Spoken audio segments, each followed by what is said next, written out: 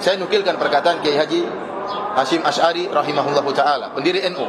Dia punya buku judulnya At-Tanbihat Al-Wajibat Liman Yasna'ul Maulid Bil Munkarat. Peringatan yang wajib bagi orang yang melakukan maulid dengan kemungkaran. Kenapa? Karena dia melihat orang-orang melakukan maulid dengan kemungkaran. Dan dia mengatakan maulid yang modelnya seperti ini tidak boleh dikerjakan. Bahkan ada orang kumpul-kumpul uang untuk bikin maulid seperti ini tidak boleh kasih, karena itu ta'awun alal itsmi wal udwan, kerjasama dalam kemungkaran. Pada Senin malam 25 Rabiul Awal 1355 Hijriah, sungguh aku telah melihat sebagian dari kalangan para penuntut ilmu di sebagian pondok telah melakukan perkumpulan dengan nama perayaan maulid.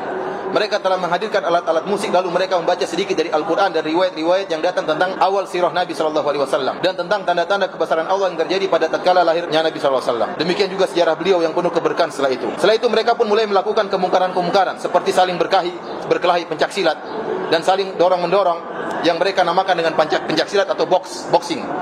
Jadi acara maulid ada acara apa? Pencaksilat. Kata dia ini kemungkaran. Yang bilang ini siapa? Kiai Haji Hashim Asy'ari, pendiri NU, yang bilang bahwasanya acara pencaksilat dalam acara maulid itu mungkar siapa? Dia.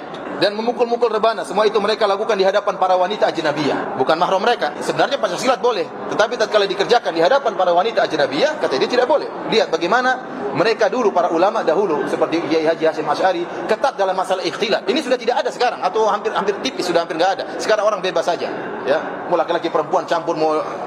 Mereka telah tinggalkan ajaran guru besar mereka, pendiri NU. Semua itu mereka lakukan di hadapan para wanita ajnabiyah yang dekat posisinya dengan mereka sambil menonton mereka, dan juga musik dan sandiwara cara kuno.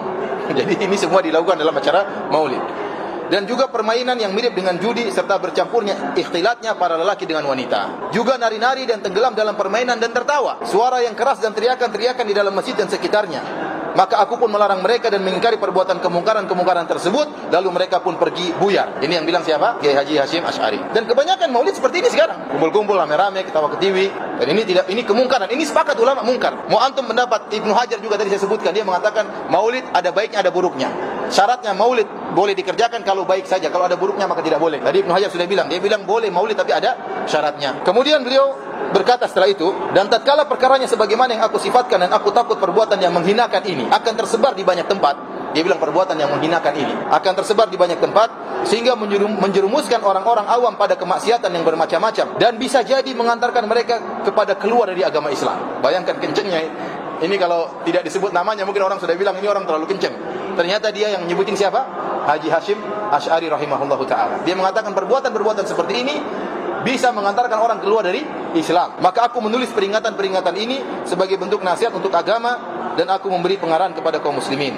Jadi ini sebab kenapa dia tulis buku ini. Adapun tata cara acara maulid yang dianjurkan oleh para ulama, kita dengarkan perkataan Haji Hashim Asy'ari. Dia berkata, dari perkataan para ulama, bahwasanya maulid yang dianjurkan oleh para ulama adalah berkumpulnya orang-orang dan membaca sebagian ayat-ayat dari Al-Quran dan riwayat kabar-kabar yang menjelaskan tentang permulaan sejarah Nabi SAW dan peristiwa-peristiwa yang terjadi tatkala Nabi dalam kandungan dan kelahirannya. Demikian juga setelahnya berupa sejarah sirah beliau yang penuh keberkahan. Setelah itu diletakkan makanan, lalu mereka makan lalu buyar. Itu acara maulid, begitu. Itu acara maulid yang dianjurkan oleh para ulama yang membolehkan. Kalau yang tidak boleh sama sekali. Tadi ulama Malikiyah. Tapi yang bolehkan, mereka bilang cara maulid seperti itu.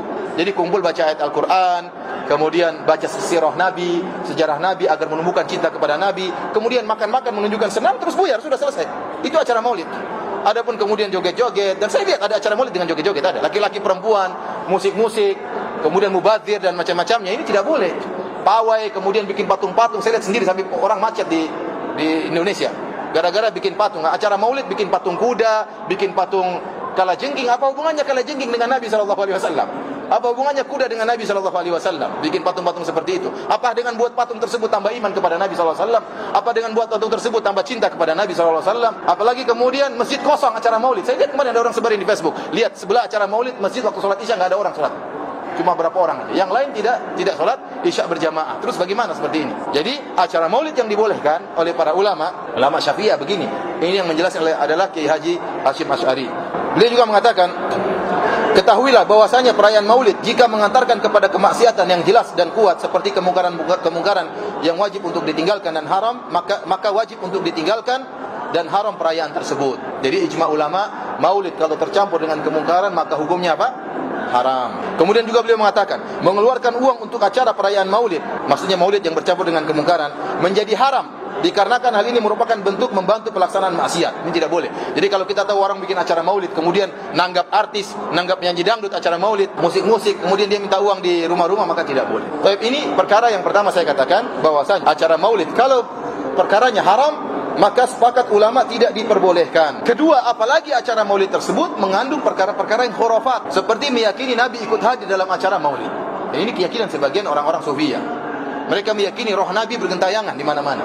Dan saya baca buku-buku seperti ini.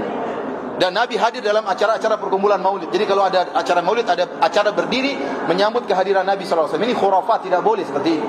Nabi dalam kuburannya, kemudian rohnya tidak bergentayangan, tidak. Kalau rohnya bergentayangan, ya, maka yang paling utama untuk Nabi temui adalah putrinya Fatimah, atau bertemu dengan istrinya Aisyah, atau bertemu dengan sahabatnya Abu Bakar. Kenapa roh Nabi tidak bertemu dengan mereka, kemudian datang acara maulid di zaman sekarang ini?